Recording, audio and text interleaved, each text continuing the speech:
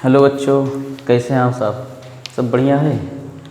आज आप अध्याय 1 ठोस अवस्था के भाग 2 में ठोस के प्रकार में ठोस कितने प्रकार के होते हैं उसके विषय में अध्ययन आप करेंगे। लेकिन इसके फर्स्ट वीडियो में आपने देखा था, फर्स्ट भाग में आपने देखा था, पढ़ा भी था, पदार्थ किसे कहते हैं। पदार्थ को उनकी अवस्था के आधार पर 3 भाग में बांटा गया था। ठोस, द्रव एवं गैस 3 भाग में बांटा गया था। लेकिन आप ठोस, द्रव एवं गैस के विषय में जाना, किसे कहते हैं, उनका आयतन व आकार निश्चित होता है, क्यों निश्चित होता है, इसके विषय में आपने जाना। फिर आपके सिलेबस में केवल ठोस है, ठोस के विषय में आपको अध्ययन करना है, 12th के सिलेबस में, क्लास 12th में। तो आपने देखा ठोस का आयतन एवं आकार दोनों निश्चित होता है। साथ ही साथ आपने इसके जर्नल प्रॉपर्टीज़ को पढ़ा, यानी सामान्य गुणों का भी आपने अध्ययन किया। यहाँ तक आप अध्ययन फर्स्ट वीडियो में आप कर चुके थे। अगर ये ना पढ़े तो आपको पढ़ करके दोबारा आइएगा, क्योंकि वीडियो आप कंटिन्यू देखेंगे तभी आपको समझ में आएगा, स्टेप टू स्टेप। अगर बीच बीच में देखें तो आपको समझ में नहीं आएगा। इसलिए आज आप अध्ययन करेंगे ठोस के प्रकार। ठोस कितने प्रकार के होते हैं? ठोस 2 प्रकार के होते हैं। नंबर 1 क्रिस्टलीय ठोस, नंबर 2 अक्रिस्टलीय ठोस। चलिए आगे, ठोस के प्रकार।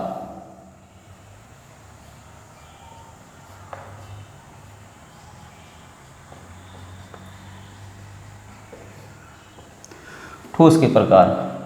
ठोस मुख्यतः 2 प्रकार के होते हैं। नंबर 1 क्रिस्टलीय ठोस, क्रिस्टलीय ठोस। नंबर 2 अक्रिस्टलीय ठोस।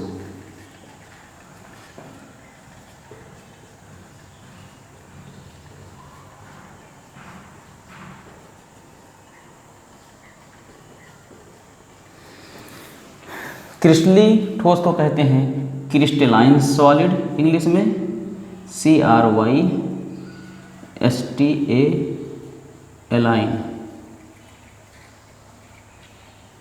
Crystalline solid. जब किसको कहते हैं? Amorphous solid.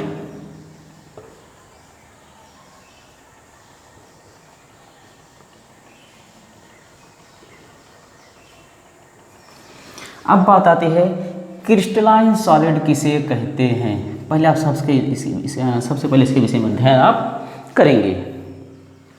आप जानते हैं वे ठोस पदार्थ जिनके अवयवीकरण निश्चित क्रम में एवं दीर्घ प्रास में होते हैं। किसमें? निश्चित क्रम में। क्या निश्चित क्रम में होंगे? उनके अवयवीकरण, और क्या होगा साथ ही साथ दीर्घ प्रास में होते हैं। उसे आप क्या कहते हैं? क्रिस्टलीय ठोस कहते हैं।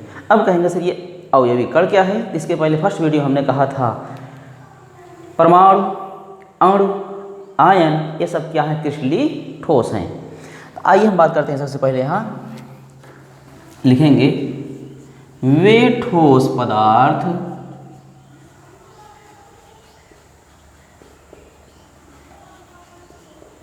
जिनके अवयवीकरण,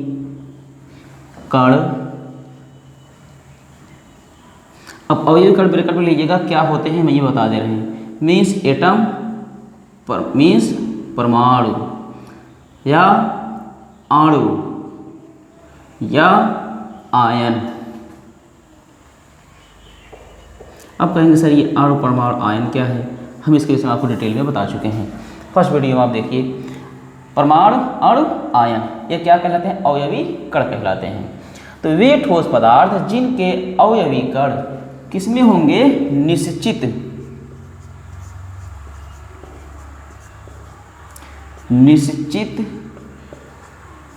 क्रम में व्यवस्थित होते हैं तथा ये दीर्घ प्रास होते हैं। निश्चित क्रम में व्यवस्थित होते हैं एवं दीर्घ प्रास में होते हैं।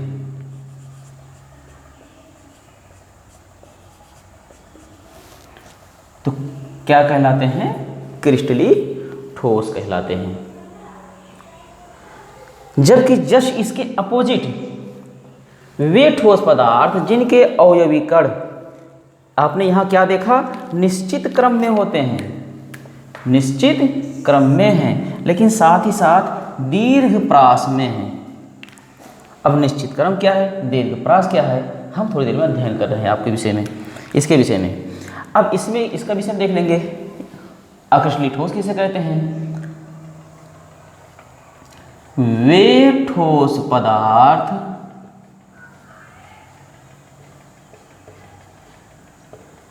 जिनके अवयवी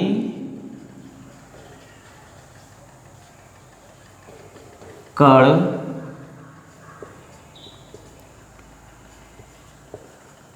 निश्चित क्रम में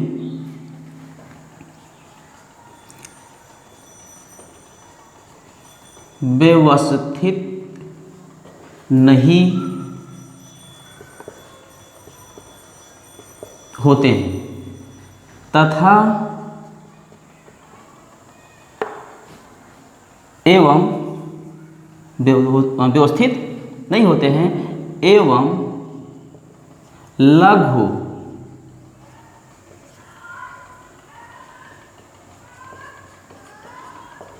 प्रास में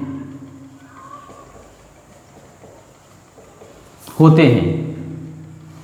क्या कहलाते हैं? आकृष्टलीय ठोस कहलाते हैं।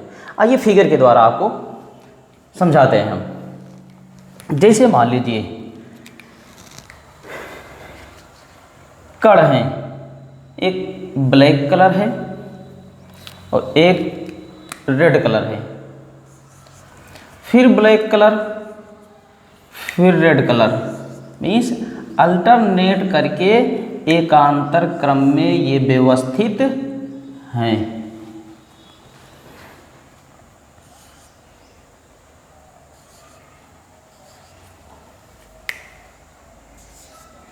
इसी तरह एक दूसरे से ये अरेंज हैं।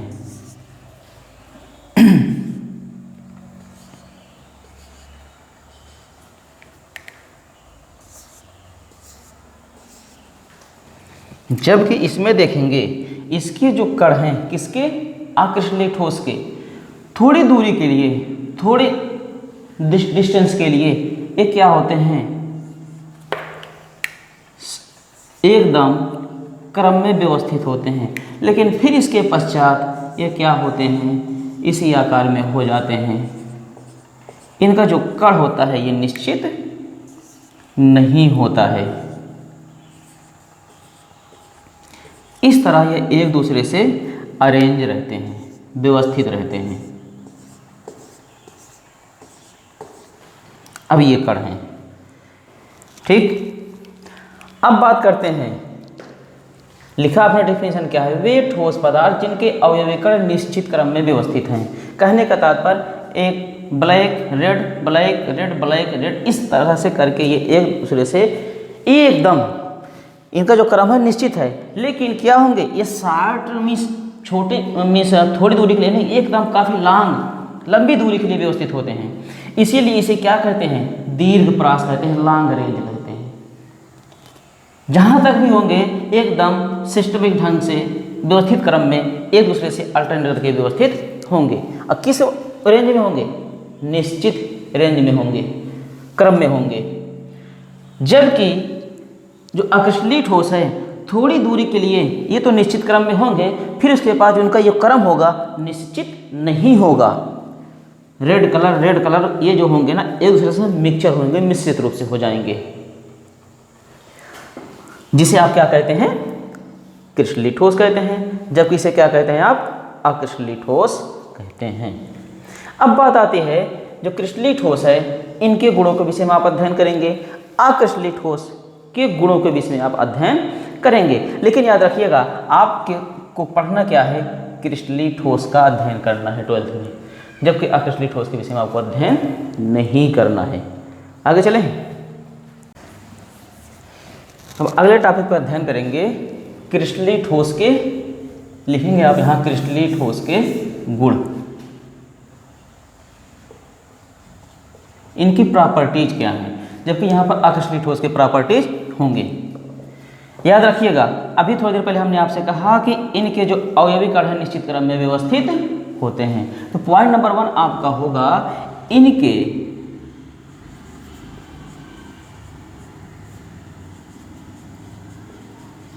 अवयवी कण निश्चित क्रम में व्यवस्थित होते हैं। ठीक, अब अगला पॉइंट इसमें क्या है, इनके अवयवी कण निश्चित क्रम में व्यवस्थित होते हैं या रहते हैं। लेकिन जब इसके जस्ट अपोजिट चलेंगे, इसमें यह क्या कह रहा है, जबकि इनके अवयवी कण निश्चित क्रम में व्यवस्थित नहीं रहते हैं, लेकिन थोड़ी दूरी के लिए रहते हैं। याद रखिएगा, एक और हमने कहा था ये दीर्घ प्रास में होंगे, जबकि ये लघु प्रास में होते हैं। लघु मतलब थोड़ी दूरी के लिए इनके जो कण होंगे वो अल्टरनेट करके एक के बाद एक, जैसे ब्लैक रेड आया, लेकिन उसके पश्चात इनका जो क्रम था निश्चित नहीं था। इसीलिए इसे क्या कहते हैं, इनके कण व्यवस्थित क्रम में नहीं होते हैं, अर्थात ये अनिश्चित क्रम में होते हैं। तो इसमें अगला पॉइंट लिखेंगे, जबकि इनके अवयवी कण निश्चित क्रम में व्यवस्थित नहीं होते हैं। अगला पॉइंट ऑलरेडी आपको पता ही है कि ये दीर्घ प्रास में होते हैं। ये दीर्घ प्रास में होते हैं, जबकि ये क्या होंगे, इसमें अगला पॉइंट क्या होगा, लघु प्रास में होते हैं। ये लघु प्रास में होते हैं। लघु मतलब थोड़ी दूरी के लिए निश्चित क्रम में होंगे। फिर अगला चलें, अगला पॉइंट है इसमें, इनका गलनांक, इनका गलनांक निश्चित होता है। जबकि इनका गलनांक क्या होता है, अनिश्चित होता है। कहेंगे कैसे, बता रहे हैं, जबकि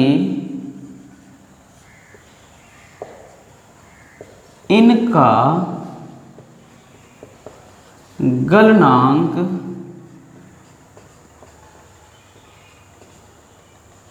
निश्चित नहीं होता है।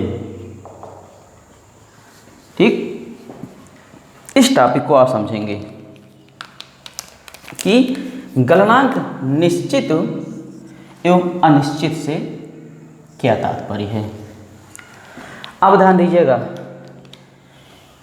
इनके जो कण हैं एक दूसरे से क्लोजली अल्टरनेट करके निश्चित क्रम में व्यवस्थित हैं, जबकि इनके जो कण हैं निश्चित क्रम में व्यवस्थित नहीं हैं। आप मान लीजिए सपोज दैट एक प्लास्टिक ले लीजिए, प्लास्टिक जिसे आप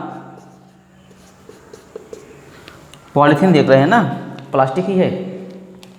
जब प्लास्टिक लेंगे, प्लास्टिक को आगे के पास आप ले जाइए, मीन्स टेम्परेचर उसका निश्चित नहीं, याद रखिए कितना टेम्परेचर है। जब प्लास्टिक को आगे के पास ले जाएंगे, मान लो सपोज दैट यही मार्कर है, उसके पास आप लेके गए, धीरे धीरे क्या होगा, ये सॉफ्ट होता चला जाएगा। सॉफ्ट मतलब मुलायम होता जाएगा। आप सोचिए कि नहीं मैं ले जा रहा हूँ, तुरंत ये क्या है, मेल्ट कर जाए, मतलब पिघल जाए, तो तुरंत मेल्ट नहीं करेगा, धीरे धीरे क्या होगा, मुलायम होगा। फिर कुछ समय के पश्चात जब टेम्परेचर अधिक देते चले जाएंगे, धीरे धीरे क्या होगा, तब ये पिघलेगा।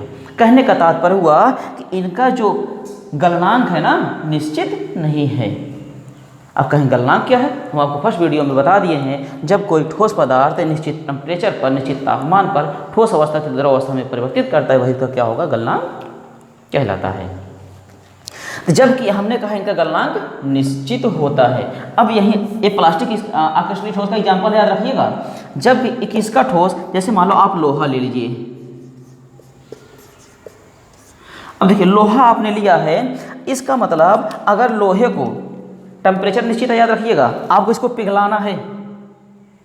इसका मतलब अगर लोहे को आप पिघलाना चाहते हैं, ले आग में डाल तुरंत पिघल जाएगा, नहीं पिघलेगा, क्योंकि इसका टेम्परेचर, मान लो सपोज दैट इसका टेम्परेचर 120 डिग्री सेल्सियस है। अगर जब तक ये लोहा 120 डिग्री सेल्सियस टेम्परेचर नहीं पाएगा, तब तक अपने आप को ये द्रव अवस्था में नहीं बदलेगा। किससे? ठोस अवस्था से। ये क्या है? लोहा ठोस है, ठोस अवस्था से द्रव अवस्था में नहीं पिघलेगा। जैसे ही टेम्परेचर 120 डिग्री पाया जाएगा, तब तक ये क्या होगा, पिघल जाएगा, मेल्ट कर जाएगा। इसका मतलब क्या हुआ कि इसका जो लोहे का जो टेम्परेचर है ना, नियत है, निश्चित है, निश्चित टेम्परेचर पर ही, निश्चित तापमान पर ही लोहा किसमें बदलेगा, द्रव में बदलेगा, अर्थात इसका गलनांक निश्चित है। जैसे हमारे सपोज दैट ये जल है, 0 डिग्री सेल्सियस है ना, ये साम्य बिंदु है, इक्विलिब्रियम पॉइंट है। अब जैसे ही 0 डिग्री सेल्सियस से अपर होगा तो किसमें बदल जाएगा, द्रव में बदल जाएगा। द्रव मतलब क्या है भैया, जल है। अगर जैसे 0 डिग्री सेल्सियस से आप नीचे आ गए, जब 0 डिग्री सेल्सियस टेम्परेचर तापमान नीचे आएगा ना, ये क्या हो जाएगा, ठोस में बदल जाएगा। ठोस में बदला ना, ठोस मतलब बर्फ बन गया, बना कि नहीं बना, बर्फ बन गया। इसका मतलब यह हुआ इसका टेम्परेचर नियत है, निश्चित है। 0 डिग्री से नीचे आ गया, द्रव बन गया, ठोस बन गया। जब 0 डिग्री से ऊपर गया, द्रव बन गया। अगर उसी जल को आप क्या किए, बॉयल करना चाहते हैं, द्रव अवस्था से वाष्प की अवस्था में ले जाना चाहते हैं, तो आप क्या करेंगे, इसको टेम्परेचर 100 डिग्री सेल्सियस देंगे, 100 डिग्री सेल्सियस पे ले जाएंगे। जैसे ही टेम्परेचर तापमान 100 डिग्री सेल्सियस पहुंचेगा, ये बेचारा किसमें बदल जाएगा, वाष्प में बदल जाएगा। कौन बदल रहा है, यही द्रव बदल रहा है। द्रव मतलब जल।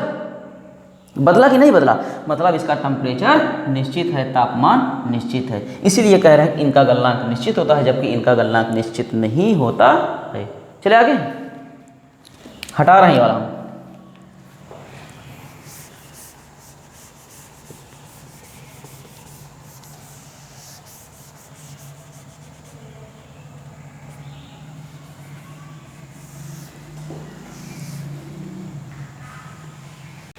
अगला पॉइंट है, इनमें विषम दैशिकता के गुण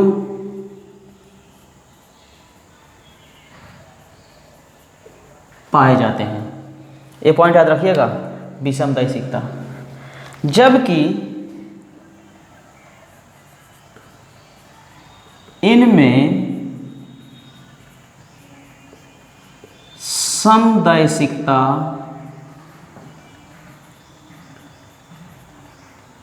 के गुण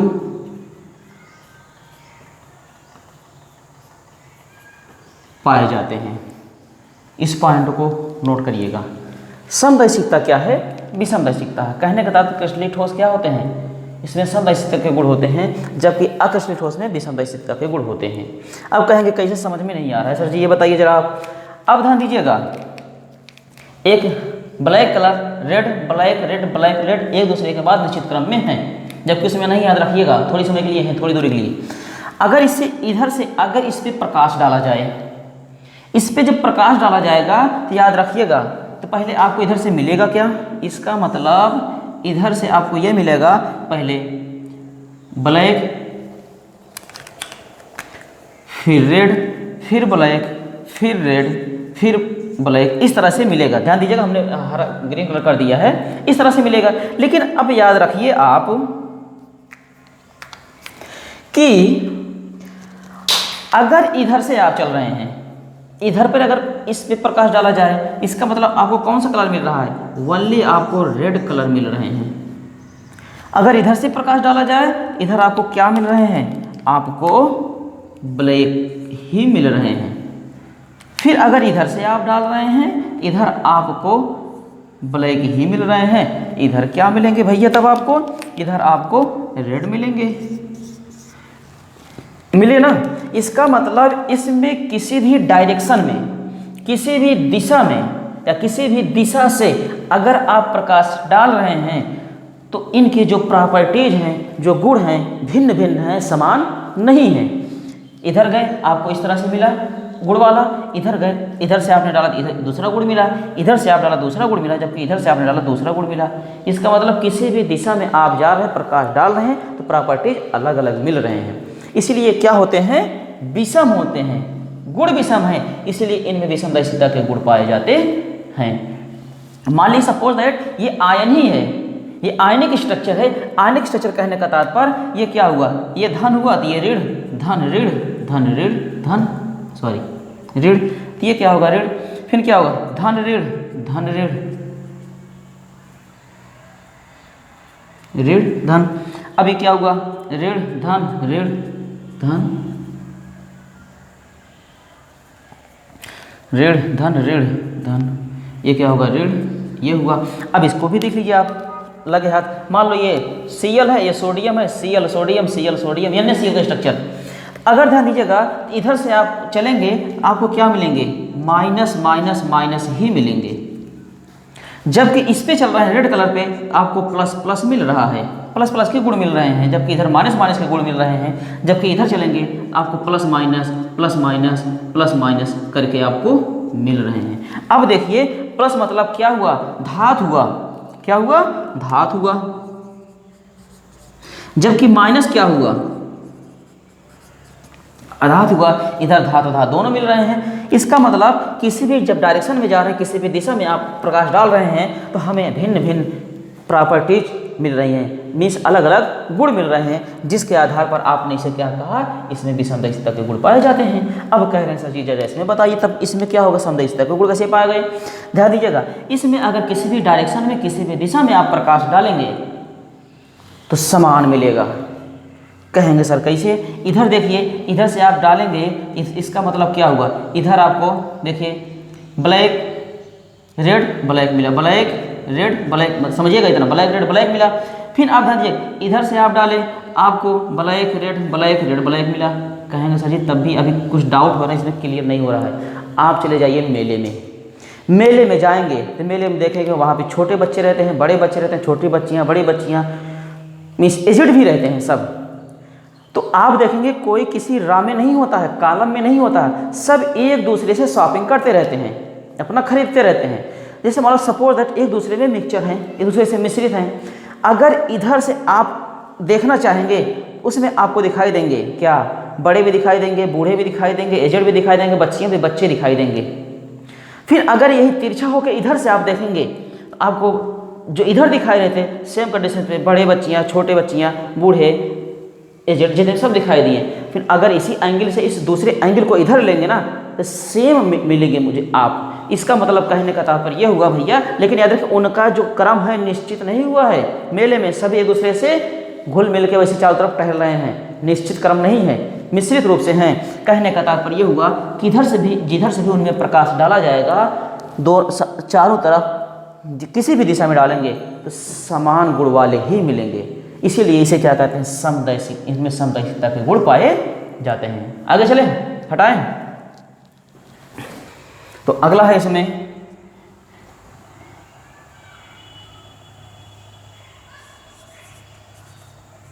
इन्हें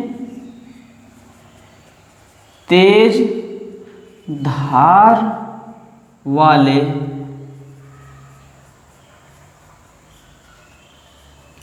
औजार से काटने पर स्पष्ट रूप से कट जाते हैं। जबकि इन्हें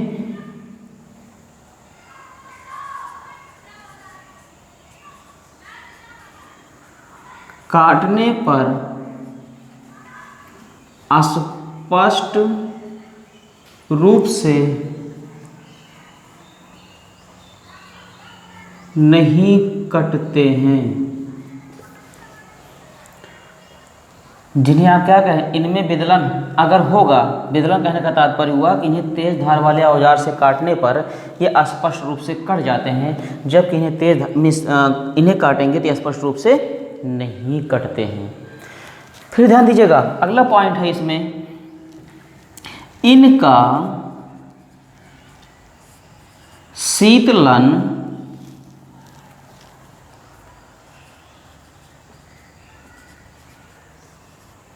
वक्र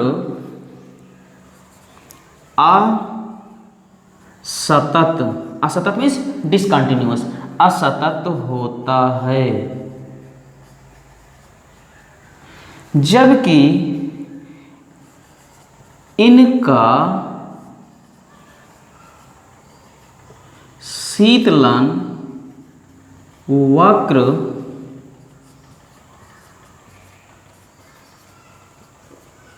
सतत होता है। इससे क्या तात्पर्य है? अब देखिए, इसी एक ग्राफ है, चूंकि इनका टेम्परेचर निश्चित है, जबकि इनका टेम्परेचर क्या हुआ, निश्चित नहीं है। जब देखिएगा मीन्स ये क्या हुआ, जब इधर चलेंगे टेम्परेचर होगा, मीन्स ये टाइम समय आप देख रहे हैं, ये क्या हुआ टाइम, इधर फिर इधर चलेंगे टेम्परेचर देख रहे हैं आप। अब ध्यान दीजिएगा, अगर आप देखें, आपने इसका गलनांक निश्चित होता है, जबकि इसका गलनांक निश्चित नहीं होता है। अगर हमने अभी थोड़ी पहले एग्जाम्पल दिया था, अगर प्लास्टिक को आप मीन्स आपके पास लेके जा रहे हैं, लेके जाएंगे, ध्यान दीजिएगा, ग्रेजुअली धीरे धीरे क्या हो रहा है, सॉफ्ट होता जा रहा है। उसका स्ट्रक्चर मीन्स ग्राफ इस तरह से बनेगा। जबकि आपने देखा इनको टेम्परेचर एक निश्चित था, तापमान एक निश्चित था, एक निश्चित तापमान पर, जैसे मान सपोज दैट यहाँ पर 120 डिग्री है, अगर 120 डिग्री है तो इस कंडीशन पे क्या हुआ, जब तक यहाँ पहुँचेगा नहीं टेम्परेचर, ये क्या होगा, मेल्ट होगा नहीं। जब मेल्ट होगा नहीं तो थोड़ी समय के लिए क्या होगा, यह टेम्परेचर मीन्स यहाँ निश्चित होगा। जैसे यहाँ पहुँचेगा तुरंत मेल्ट कर जाएगा। एक याद रखिएगा, वो क्या होगा, टेम्परेचर डाउन नहीं होगा, कुछ समय के लिए वहाँ रहेगा। इनका जो स्ट्रक्चर बनेगा ना, इस तरह से बनता है इनका स्ट्रक्चर। इसीलिए ये जो स्ट्रक्चर बना और ये जो स्ट्रक्चर बना, ये क्या हुआ, कंटिन्यूअस नहीं बना, ये क्या हुआ, डिसकंटिन्यूअस हुआ। मीन्स असतत, असतत वक्र, वक्र मीन्स कर्व, डिसकंटिन्यूअस मीन्स असतत वक्र बना। जबकि इसमें क्या हुआ, सतत हुआ। सतत मीन्स कंटिन्यूअस, इनका जो वक्र है क्या है, ये सतत है। इसीलिए इसमें इनका जो शीतलन वक्र होता है असतत होता है, जबकि इनका शीतलन वक्र क्या होता है, सतत होता है। आगे चले, इसमें आप देखिएगा अगला पॉइंट है, ये सत्य ठोस होते हैं, ये सत्य ठोस होते हैं, जबकि ये क्या होते हैं, आभासी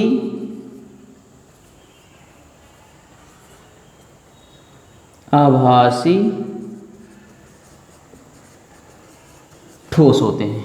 ठीक, चलिए अब आगे। अब एग्जाम्पल देखिएगा इसमें, जैसे आप जान रहे हैं, इसका एग्जाम्पल आप ले लीजिए, यहाँ देख रहे हैं आप example, NaCl glucose means C6H12O6, ये नमक है खाने वाला। जबकि यहाँ देखिएगा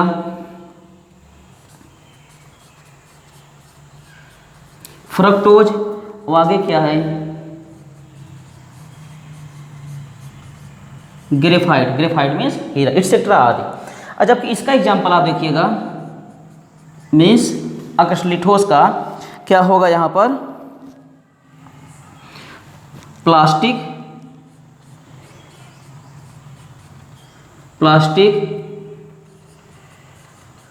रबर, देख रहे हैं ना, प्लास्टिक हो गया, रबर हो गया आदि। एक और लिख लीजिएगा, शीशा, ग्लास।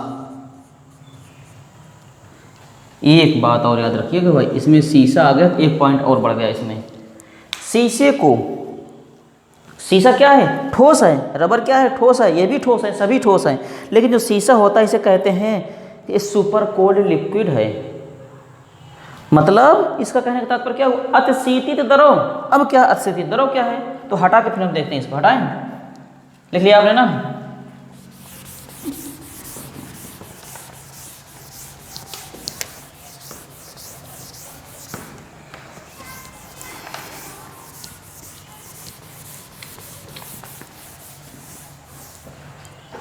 अब देखिए हम ग्लास की बात करते हैं, शीशे की।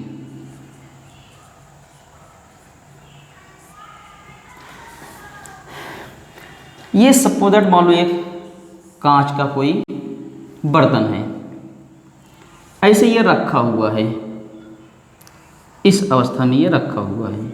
इनके जो ये देख रहे हैं आप, इस तरह से ये हैं, मोटाई इनकी ऊपर से नीचे तक सेम है।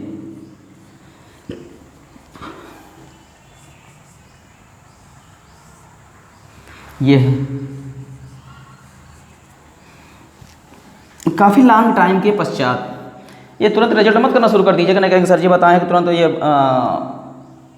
हमने देखा, ग्लास को रखा, उसके बाद कुछ देर के बाद हमने देखा या कुछ टाइम के बाद हमने देखा कि ये ऊपर वाला पतला हो गया, नीचे वाला मोटा हो गया। नहीं, काफ़ी लॉन्ग टाइम के पश्चात, 2 साल 3 साल 4 साल, कहीं आप मीन्स एक आध ज़्यादा दिन रह रहे हों तो वहाँ पर ऑब्जर्व करिएगा, इसका परीक्षण करिएगा। तो ये देखेंगे कुछ समय के पश्चात यही क्या होता है ना, जिस टेम्परेचर पर हम हैं, याद रखिएगा, उस टेम्परेचर ये इनके लिए कोल्ड होता है। लेकिन जैसे ही टेम्परेचर बढ़ता जाता है, चूँकि ये अक्रिस्टलीय ठोस है, इनके अकड़ क्या होंगे? निश्चित क्रम में नहीं होते हैं। जैसे टेम्परेचर बढ़ेगा धीरे क्या होंगे? इनके जो अण होंगे मेल्ट करेंगे, मतलब पिघलेंगे। फिर भी ठोस है ये। इसका मतलब जो अगला स्ट्रक्चर होगा इनमें वो इस तरह से बन जाएगा। कहेंगे कैसे? अब देखिए ये तो है, ये है, साथ ही साथ ये बनता चला जाएगा। ये अब क्या हुआ? कभी आप देखे थे ऊपर नीचे क्या होता था? ये समान था, लेकिन कुछ समय के पश्चात आप देख रहे हैं ये बेचारा निचवा वाला मोटा हो गया है, ऊपरा वाला पतला है। मतलब अब नीचे वाला गिलास क्या होगा? जो इसका नीचे वाला भाग था ये मोटा हो गया, नीचे ऊपर वाला क्या हुआ? पतला हुआ। धातु में ठोस होते हुए भी ये क्या है? द्रव है। इसीलिए इसे कहते हैं super cold liquid. Super cold liquid means अतिशीतित